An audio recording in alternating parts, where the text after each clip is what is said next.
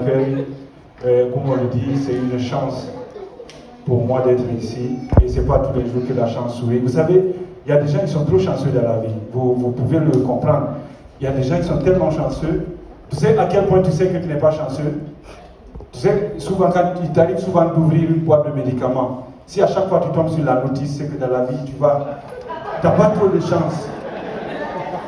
Il y a des gens, ils sont tellement chanceux que leur bagage arrive en premier à l'aéroport.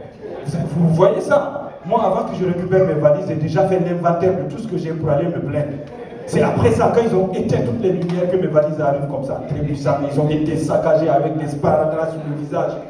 Qu'est-ce qui arrive au personnel de l'aéroport pour s'en prendre physiquement à des valises? C'est quoi leur problème? Des adultes, hein? Ils fracassent des valises. Peut-être ça les fait mal de voir des gens voyager alors qu'ils ne voyagent pas. Et après, si tu n'as pas ta valise, tu vas au service, litige, bagage. C'est bien, les Français, ils ne sont pas malhonnêtes. Ils ont dit litige, c'est pas recherche. C'est pas service, bagage trouvé. Ils ont dit litige, tu viens pour les litiges. Tu arrives, il y a quelqu'un, il ne te calcule même pas, il est sur son téléphone. Et toi, tu penses qu'il est impoli. Non, il n'est pas impoli. Moi, je vous explique ce qui se passe. Ils le font exprès. Les gars à l'aéroport, ils s'ennuient tellement qu'ils se font des challenges. L'aéroport de Paris, l'aéroport de Guinée, ils vont dire, ok, il y a un gars, on a bloqué ses valises.